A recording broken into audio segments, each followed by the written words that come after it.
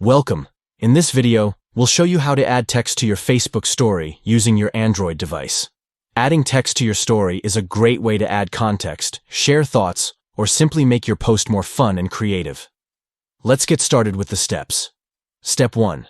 First, open the Facebook app on your Android device. Make sure you're using the latest version for the best experience and features. Step 2.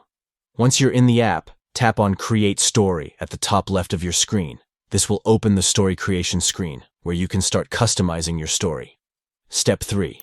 Now, select the photo you want to add to your story. Pick a picture that you want to share with your friends and followers. Step 4. After selecting the photo, tap on the text icon, AA, at the top right of your screen. This will open the text editor, allowing you to add any message you like. Step 5. Type in the text you want to appear on your story.